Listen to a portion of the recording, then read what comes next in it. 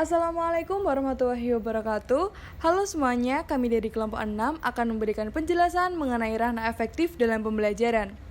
Kelompok 6 sendiri beranggotakan Muhammad Yusril, Nur Irtizak Nur Ihsan dengan NIM 031, Muhammad Syarif Hidayatullah dengan NIM 049, Rizky Raihan Purnama dengan NIM 055, dan Hafidhu Fitriatul Zahra dengan NIM 079.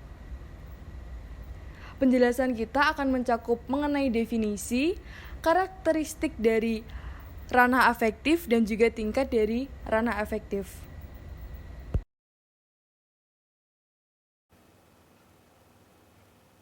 Menurut Krathwohl, domain afektif merupakan perilaku yang memberikan perasaan, emosi, atau derajat tingkat penolakan atau penerimaan terhadap suatu objek.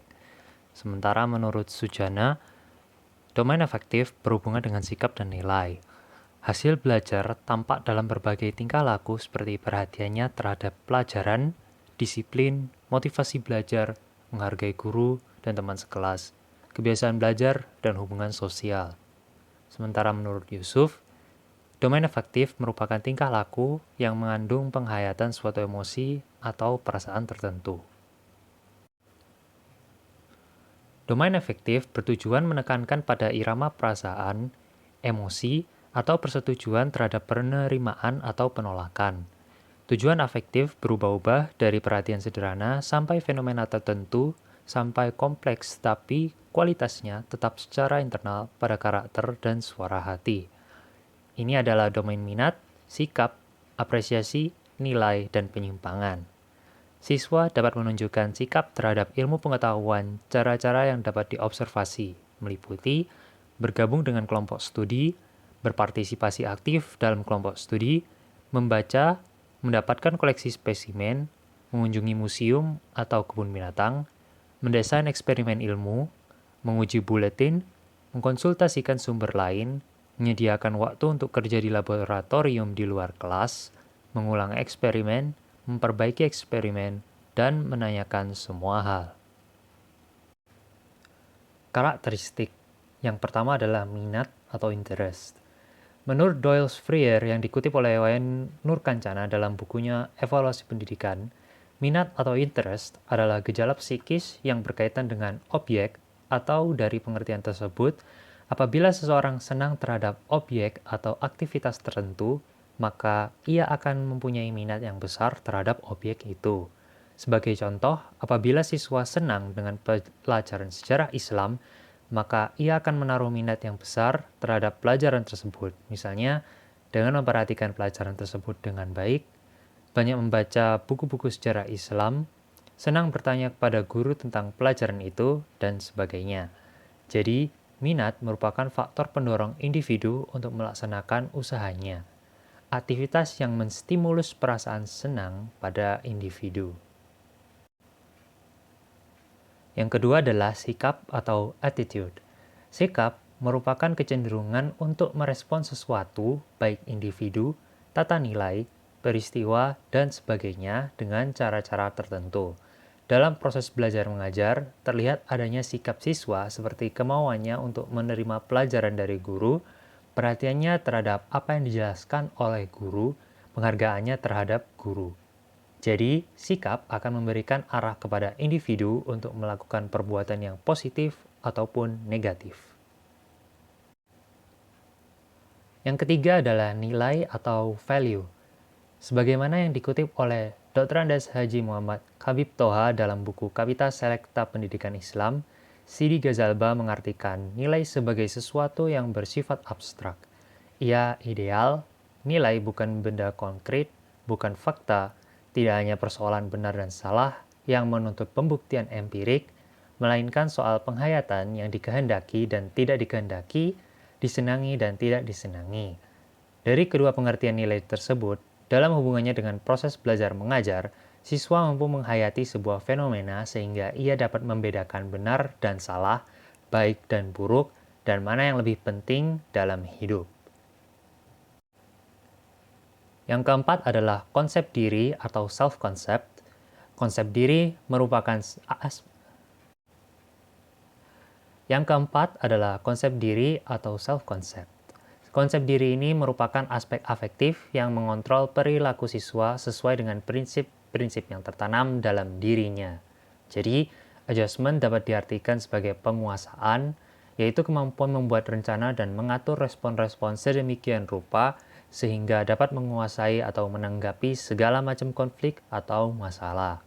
Sebagai contoh, siswa melakukan latihan diri dalam memecahkan masalah berdasarkan konsep bahan yang telah diperolehnya atau menggunakannya dalam praktek kehidupannya. Tingkatan pada domain afektif terbagi menjadi yang pertama adalah receiving atau attending. Tingkat ini terkait dengan menerima stimuli dari luar yang diberikan kepada siswa. Receiving atau attending ini dibagi menjadi 3 kategori, yaitu yang pertama awareness level atau kesadaran. Individu selalu menunjukkan perhatian pada stimuli. Kemudian yang kedua ada willingness to receive atau kesediaan menerima, di mana menjelaskan posisi siswa dapat membedakan stimuli dari yang lain dan memberikan perhatian. Kemudian yang ketiga ada control or selected attention atau mengontrol atau memilih perhatian. Siswa nantinya akan mencari stimuli. Tingkah laku yang dapat diukur pada kecakapan ini adalah yang pertama untuk awareness level atau kesadaran. Apakah siswa nantinya sadar akan sesuatu? Apakah dia sadar keberadaan beberapa orang, fenomena, peristiwa, atau kondisi? Untuk sadar sesuatu atau seseorang tentu harus telah mengetahuinya. Kemudian yang kedua ada willingness to receive. Nantinya diasumsikan siswa telah sadar terhadap stimulus yang diterima, menjelaskan apakah siswa tidak hadir atau absence pada penolakan terhadap stimulus. Kemudian yang ketiga ada controlled or selected attention. Ini nanti menguji dengan berbagai aktivitas dan siswa memilih aktivitas yang disukai. Yang kedua adalah responding. Responding terkait dengan reaksi yang diberikan oleh seseorang terhadap Kedua adalah responding. Responding terkait dengan reaksi yang diberikan oleh seseorang terhadap stimulasi yang datang dari luar. Tingkat ini dibagi menjadi 3 kategori, yaitu pertama, acquiescence in responding atau persetujuan, siswa setuju dengan harapan.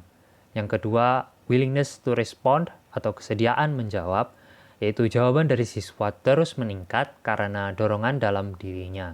Kemudian yang ketiga adalah satisfaction in response atau kepuasan menjawab, yaitu siswa menjawab menyangkut emosinya.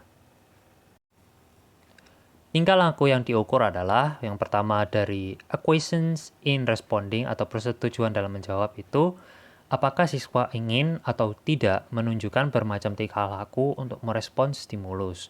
Kemudian dari willingness to respond atau kesediaan menjawab itu, apakah tingkah laku berproses dari pilihan atau dari pengaruh luar dengan menanyakan kepada siswa tentang alasan terhadap tingkah lakunya.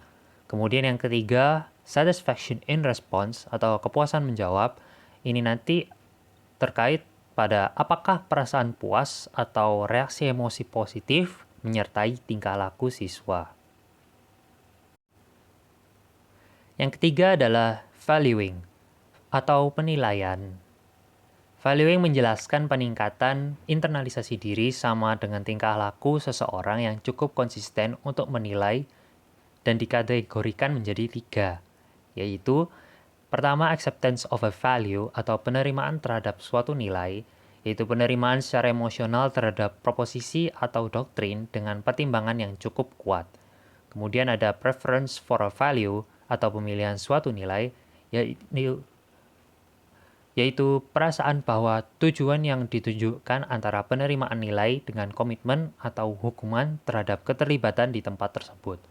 Ketiga ialah komitmen atau conviction, yaitu penerimaan secara emosional terhadap kepercayaan yang irasional, menunjukkan kepemilikan terhadap nilai. Tingkah laku yang diukur adalah yang pertama untuk acceptance of a value, apakah tingkah laku siswa menunjukkan kesenangan dan kepuasan dengan mencari bukti-bukti atau objek yang berharga untuk dijadikan pertimbangannya. Kemudian yang kedua untuk preference for a value, ini nanti menilai keterlibatan siswa dalam objek atau fenomena ditunjukkan dalam kegiatan atau konseptor penemuan dengan refleksi dan spekulasi terhadap objek atau fenomena tersebut. Kemudian untuk komitmen atau conviction, nantinya bertahan menilai objek atau fenomena setelah jangka waktu tertentu. Tingkatan yang keempat adalah organization. Siswa dapat menentukan nilai setelah siswa sukses internalisasi diri, di mana mengorganisasi lebih dari satu nilai yang relevan menjadi sistem, menjelaskan hubungan di antara nilai-nilai dalam sistem tersebut, mengembangkan nilai dominan dan yang sesuai. Organisasi dibedakan menjadi, yang pertama, conceptualization of a value atau konseptualisasi nilai, di mana mengharapkan individu melihat bagaimana nilai berkaitan dengan menambahkan abstraksi dan konseptualisasi selain karakteristik integral terhadap nilai tersebut. Yang kedua, organization of a value system atau organisasi sistem nilai, yang nantinya menginginkan siswa membawa secara bersama nilai-nilai kompleks yang mungkin terpisah dan mencari keterkaitan antara nilai satu dengan nilai lainnya. Tingkah laku yang diukur pada tingkat ini adalah untuk conceptualization of value atau konseptualisasi nilai, terdapat beberapa tipe yang dapat mengindikasikan konseptualisasi nilai, yaitu sebagai berikut. Siswa dapat mengembangkan pertimbangan evaluasi terhadap objek yang dinilai. Siswa dapat mengabstraksi atau menyimpulkan pemikirannya tentang objek nilai. Siswa dapat menggeneralisasi seperangkat nilai di mana objek menilai. Siswa dapat menggeneralisasi seperangkat nilai di mana objek nilai menjadi anggotanya. Kemudian ada organization of a value system atau organisasi sistem nilai, meliputi mengidentifikasi komponen-komponen dari sistem nilai siswa, mengidentifikasi pola atau pattern nilai dalam sistem. Kemudian yang kelima adalah characterization by a value or value complex. Tingkat ini dibedakan menjadi dua, yaitu yang pertama, generalized set atau menggeneralisasi, di mana memberikan konsistensi internal sistem, sikap, dan nilai seseorang pada peristiwa tertentu, terkadang dinyatakan dalam menjelaskan tendensi, orientasi fenomena, atau kecenderungan sikap dalam cara tertentu. Yang kedua adalah characterization atau karakterisasi, yaitu keterpaduan semua sistem nilai yang telah dimiliki seseorang yang mempengaruhi pola kepribadian dan tingkah lakunya. Kecakapan yang ingin diketahui adalah untuk generalized set, yaitu mencari orientasi dasar siswa atau pandangan-pandangan siswa. Misalnya, pendekatan masalah secara objektif, rencana sistematik, ujian sebelum pembuatan keputusan, kesadaran akibat terhadap perbuatannya sebelum melakukan tindakan. Kemudian ada rasa percaya diri terhadap kemampuan memecahkan masalah dan lain sebagainya. Kemudian untuk characterization atau karakterisasi meliputi konsistensi tingkah laku. Misalnya, komitmen terhadap masalah sosial ditransformasikan dengan tingkah laku yang merepresentasikan prinsip utama dari dalam diri yang menghubungkan dengan kehidupannya.